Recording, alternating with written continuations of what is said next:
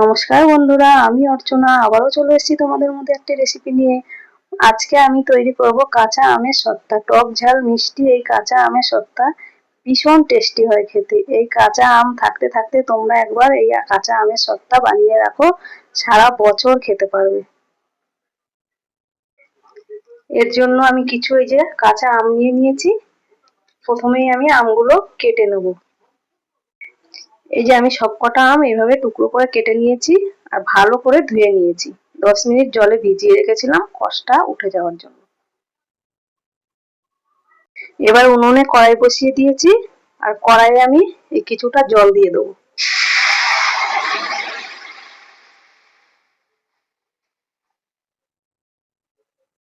এবার এই আমগুলো আমি এই কড়াইয়ে দিয়ে দেবো।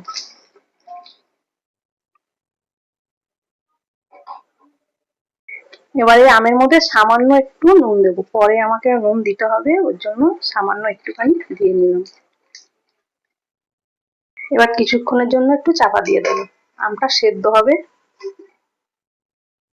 এবার ঢাকাটা খুলে দেখে নেবো কতটা সেদ্ধ হলো।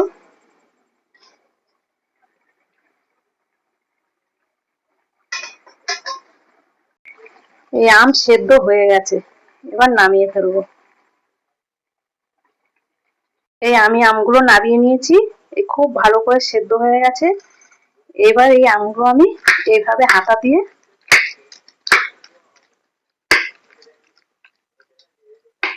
এইভাবে একদম গেলে দেবো।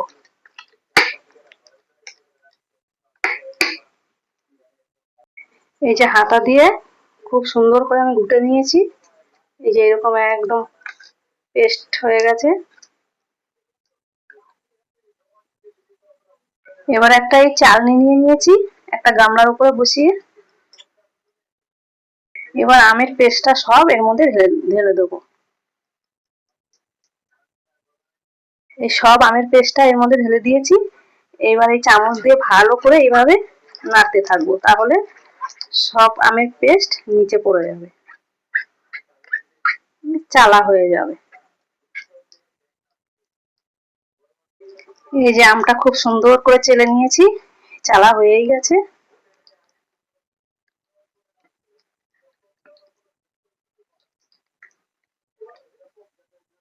এই যে আমের পেস্টটা আমি খুব সুন্দর করে চেলে নিয়েছি। আবারও উনুনে কড়াই বসিয়ে নিয়েছি, এবার এই আমের পেস্টটা আমি কড়াইতে দিয়ে দেবো।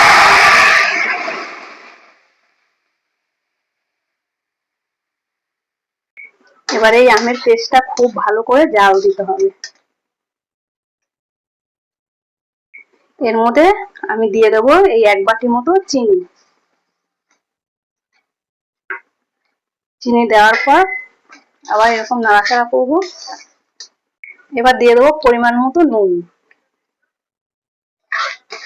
দিয়ে তারপর আবারও ভালো করে নাড়াচাড়া করবো। বন্ধুরা, তোমরা এই আমের সিজনে যদি কাঁচা আমের সত্তা দিয়ে রাখো, সারা বছর খেতে পারবে। আর এই সত্তা দিয়ে কিন্তু চাটনিও খাওয়া যায়, খেতে কিন্তু দুর্দান্ত স্বাদের হয়। টক ঝাল মিষ্টি হেভি লাগে খেতে। বন্ধুরা, রেসিপিটা দেখে যদি ভালো লাগে লাইক শেয়ার করে দিও। আরো রেসিপি দেখার জন্য আমার চ্যানেলটা সাবস্ক্রাইব করে আমার পাশে থাকার অনুরোধ রইল। এবার এর মধ্যে দিয়ে দেবো এই বেশ কিছুটা শুকনো লঙ্কার গুঁড়ো। এই লঙ্কাটা আধা ভাঙা করে গুঁড়ো করেছি। একটু ঝাল ঝাল ভাবে খেতে হেভি লাগে খেতে। খুব ভালো মতো নাড়তে হবে, যতক্ষণ না এই আঠা আঠা ভাব হবে ততক্ষণ পর্যন্ত নেড়ে যেতে হবে। এই আমটা সুন্দর আঠা আঠা ভাব হয়ে গেছে, এবার নামিয়ে নেব।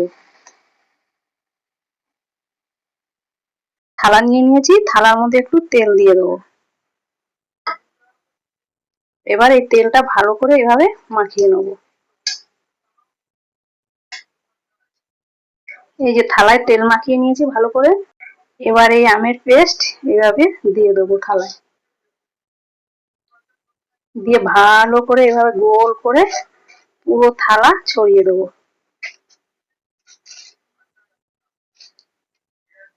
এভাবে দিয়ে দেবো। এই যে পুরো থালা এভাবে ছড়িয়ে দিয়েছি সুন্দর করে। এটাই হয়ে গেছে, আমি আর একটা থালায় করে নেব। এই আর একটা থালায় এরকম দিয়ে দিয়েছি, এই দুটো থালায় আমি দিয়ে দিয়েছি। এবার আমি একদিন রোদ্দুরে, পুরো টানা রোদ্দুরে শুকিয়ে নেব। এটা ফ্যানের হাওয়াতেও শুকানো যায়। এই যে বন্ধুরা, আমসত্ত্বা শুকিয়ে গেছে, পুরো একদিন রোদ্দুরে দিয়ে নিয়েছিলাম, খুব সুন্দরভাবে শুকিয়ে গেছে। এবার আমসত্ত্বাটা পিস পিস করে কেটে নেব। এই একটা ছুরি নিয়ে নিয়েছি। এবার এই যে এইভাবে পিস পিস করে আমি কেটে নেব।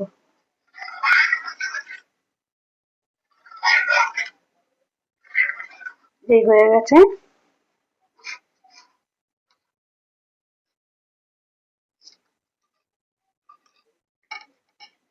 এই দেখো কত সুন্দর উঠে যাচ্ছে। এই যে দেখো কত সুন্দর উঠেছে। এই সবগুলো আমি এইভাবে টেনে তুলে নেব। এই যে কত সুন্দর দেখো হয়েছে। এবার এই আমসত্ত্বাগুলোকে আমি এইভাবে রোল করে নেব।